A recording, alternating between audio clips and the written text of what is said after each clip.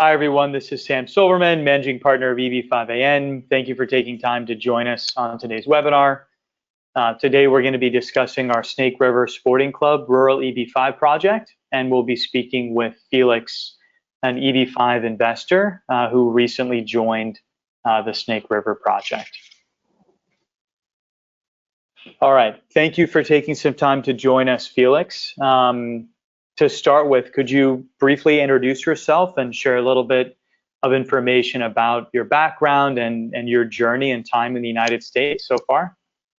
Yeah, sure, I can. I'm Felix Francis. I moved to United States from Canada in 2017 for professional opportunity. So it was work which brought me basically here, and the work aligned with my career goals. So I came over in 2017 August, I believe, and then my family joined me in 2019, and I'm in the biopharmaceutical sector or industry that I'm working in. All right, perfect. And once you kind of had exposure in the United States and you decided you wanted to stay long term, were there other visas you considered other than EB5, and what kind of led you to decide to pursue EB5? Yeah, so initially I did not plan to stay in the US long term. My expectation was to return to Canada after about like 3 years, which is primarily the reason my family did not accompany me at first. But however, as my work took me across different parts of the country, I began to appreciate the breadth and depth of opportunities that were available here in US. And also living in Massachusetts further influenced our thinking, especially as we realized that some of the best educational institutions are located here. I had a chat with my wife, that was back in 2019, I guess, and I checked with her whether she would be interested in moving as well, because initially she thought I might be moving back maybe within a short period of time after I complete my project here. But then she was quite happy to note that things are moving well with me here. She applied for some jobs as she started exploring some professional opportunities in the Greater Boston area. She's in the life sciences industry as well, so she quickly found a role which was an excellent fit. So she moved in here as well. So being Canadians, we have a bit of an advantage here that we could utilize the USMCA treaty, or previously called as NAFTA. And under that, we have the TN visas, which is what we both applied for, and that's what we used for the initial 6 years to work here. And other than TN, I did consider H-1B as a potential option. Okay, got it. All right, so once you'd kind of evaluated TN, H-1B, et cetera, and decided EB5 was going to be the best fit for you and your family, what was your experience like searching for a qualified EB5 attorney to help with your application? How many attorneys did you talk to? Who did you end up hiring, and why? So yeah, EB5. First, I spoke to the attorney that my company was utilizing. They didn't seem to have as much experience in the EB5 field. So I started looking outside. I did consider quite a bit. I remember talking to you as well. And then I had a friend here who also suggested a few attorneys. I think at least I had 10, and then I scaled it down to 5 or 6 attorneys, I believe. And then I think I contacted them, each of them via email with a set of questions that I had. I kind of knew what exactly I wanted to do. I had explored, as I mentioned, I explored the H1 opportunity, but I thought that was going to take some time. By the time I started exploring H1, I think there were approximately like 800,000 applications coming in for the lottery. So I was like, that's not going to be helpful here. So I focused my attention right away for EB5, and then that's how I proceeded with these attorneys. Got it. Got it. Okay. Once you kind of finalized which attorney, how long did it take for you to get through the source of funds documentation process, and what was that like working with that attorney to get all your records assembled? Right. So even before hiring my attorney, as I was going through the process of settling down, and by the way, I went with Fred Voigtman in California. I had begun organizing my documentation. I had a general understanding of the source of funds requirements for EB process. I would credit EB5AN here. I had been regularly watching the videos that you guys upload, reading the blogs that you've been publishing. Those were excellent sources of information and helped me prepare in advance, actually. Once I finalized my engagement, as I mentioned with Fred, I don't think it took more than 4 to 5 weeks to gather and submit all the required documentation for review. And since all my funds were sourced from Canada and US, I had already maintained detailed records and receipts, which made the process significantly smoother, I would say. And Fred and his team were efficient in reviewing the documentation, providing timely feedback. I would say well within 2 months from the time we signed the contract to the time we submitted all the documents. I would say, yeah, 2 months. Perfect. Perfect. All right. So having just gone through that whole source of funds process, working with an immigration attorney, what are some advice kind of pointers that you would have for another similarly placed investor who's, considering hiring an attorney? What should they really be looking for and thinking about with that process? There are a few points I would definitely highlight here. Look for someone who has specific EB-5 experience. As I mentioned to you, I approached my the law firm which my company was using, and they didn't seem to have as much experience. And then based on my interviews with different types of EB-5 attorneys, I found out that they had different or varied types of experiences. So having a very specific EB-5 experience definitely helps. I would say consult multiple attorneys, compare their responsiveness, their level of engagement, etc. Most importantly, I would say evaluate your risk. Evaluate your risk from few aspects in terms of source of funds and documentation that you would be providing. What's the level of understanding of the attorneys in relation to the tax codes? It's not that they need to know the complete tax codes or anything, but they should have been exposed to those things so that they understand, what's in there. Also, risk from the perspective of what do you want to choose? Do you want to choose rural versus urban, and why you want to choose that? Timelines associated with each of these processes, and whether you're interested more in just getting your EAD and getting your AP approved, or you're okay with urban, where you would still get the EAD and AP, but maybe not your green card as quickly as possible because your kids probably are already green card holders, so you have some time or you have a runway there. I would suggest prepare some set of questions for sure. Suggest watching the videos, which I did, uploaded by EB5AN, on what to ask. And ask for referrals if available, I would say. Perfect. All right. Thank you, Felix. All right, let's shift gears a little bit and talk a little bit first about EB-5 regional centers.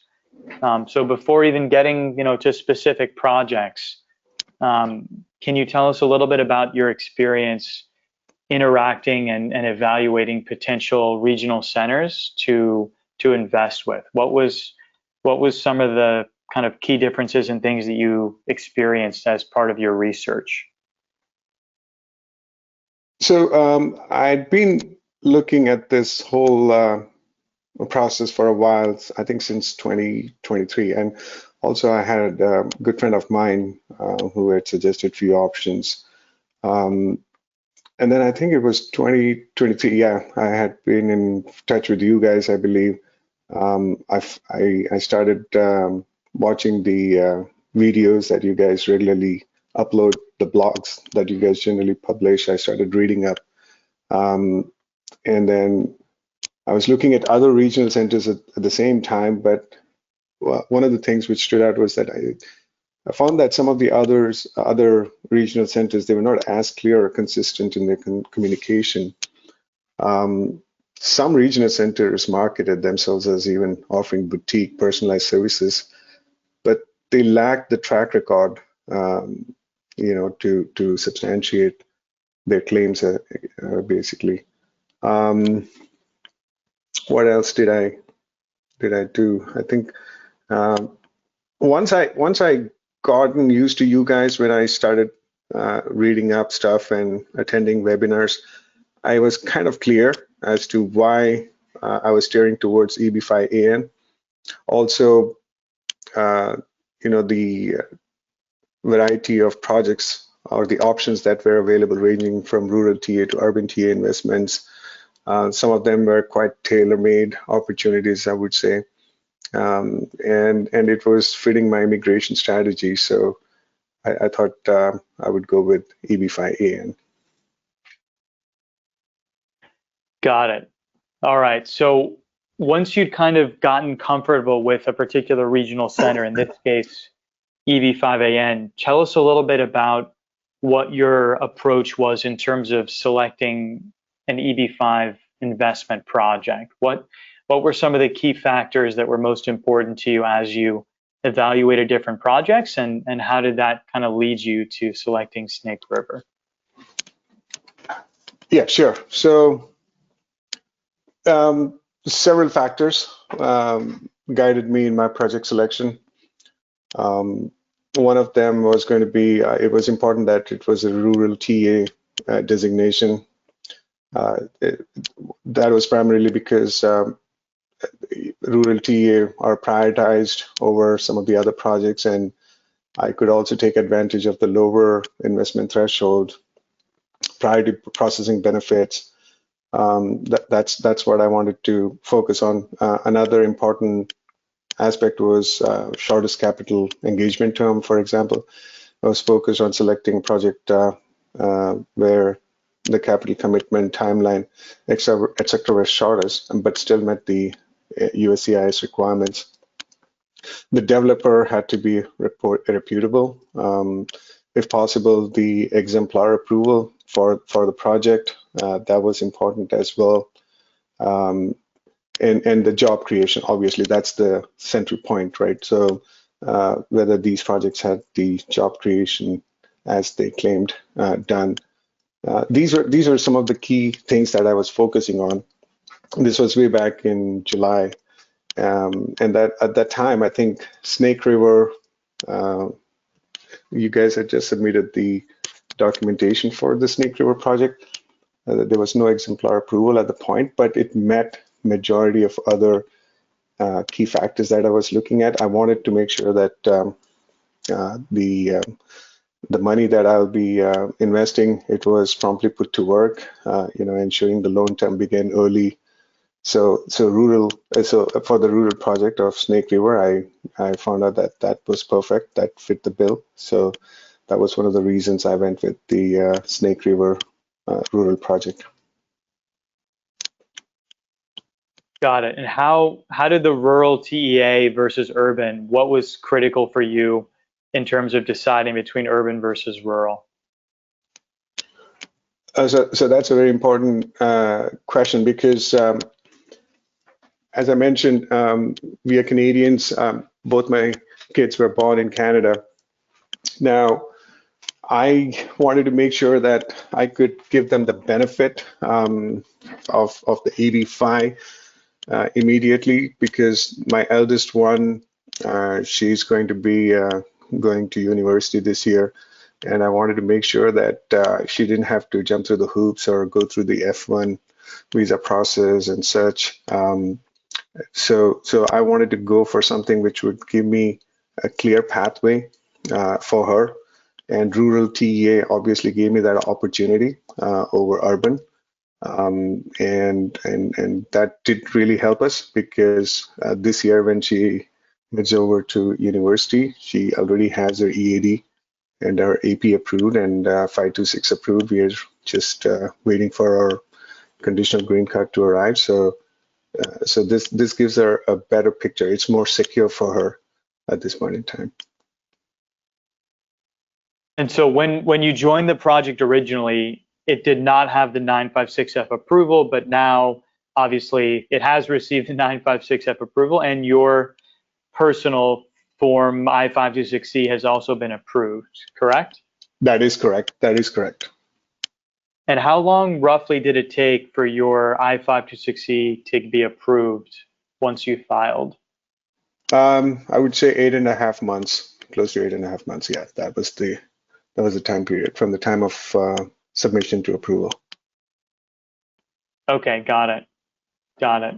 How did the Snake River project's job creation kind of factor into your decision to join the project? Was that an important factor as you were considering different projects?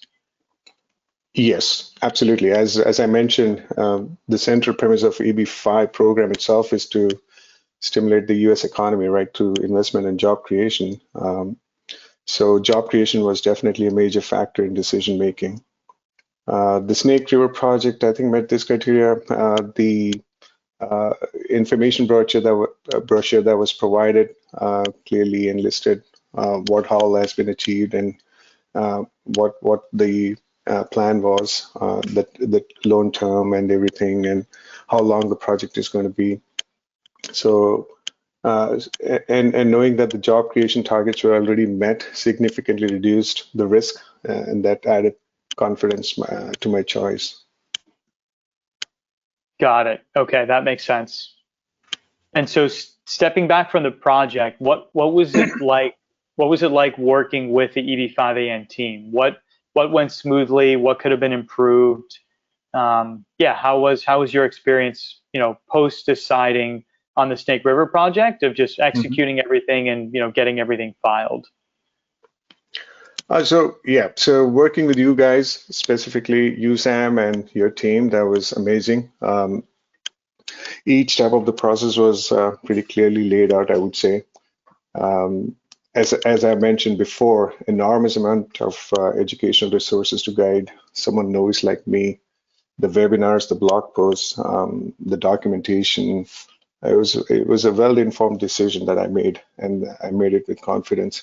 Also, each team member thereafter, after the initial meetings with you for documentation purposes and for transfer of money to escrow account and such, every team member I interacted with, they were aligned with your organization's goal, demonstrated prompt, professional communication. I was really happy.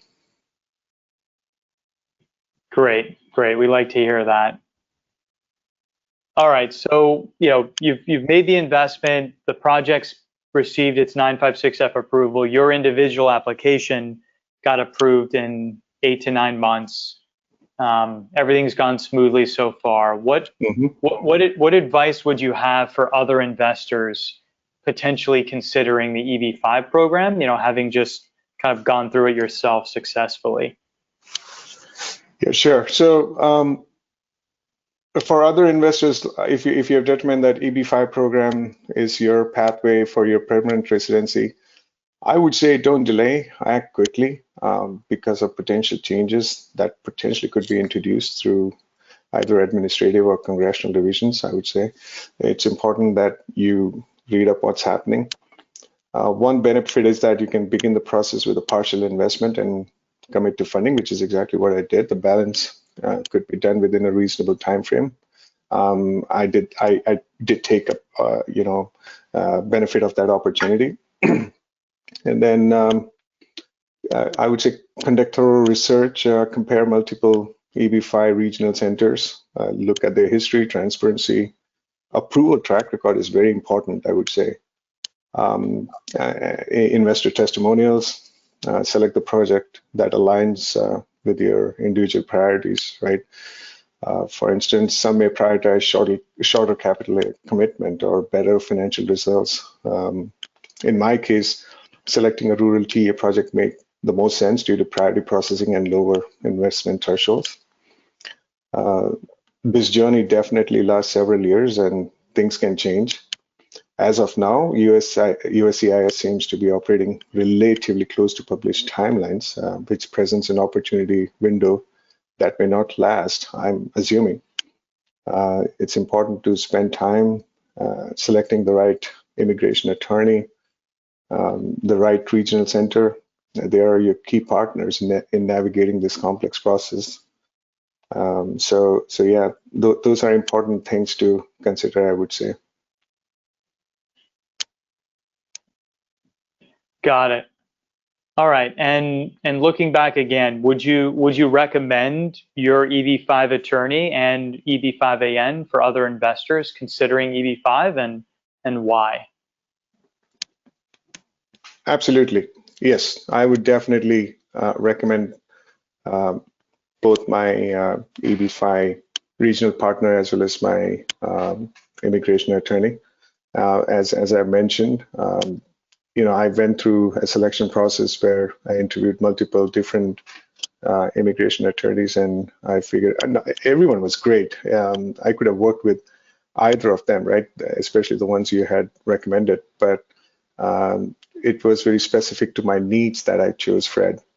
When it comes to EB5AN partners, certainly the choice of projects that you guys offer is definitely enormous. You can pick and choose what you want to, where you want to put your money in. The security associated with EB5AN, the track record for sure, and the service in terms of people helping you out with documentation or any other requirement. I would certainly recommend. Awesome. Thank you for taking a few minutes today, Felix, to share your EB5 experience. We really appreciate it. And yeah, we appreciate the trust and faith that you put in our firm and in the project. Thanks, Sam. Thanks to you and your entire team. I wish you all the best, and I feel great that I'm in safe hands. Perfect. Thanks, Felix.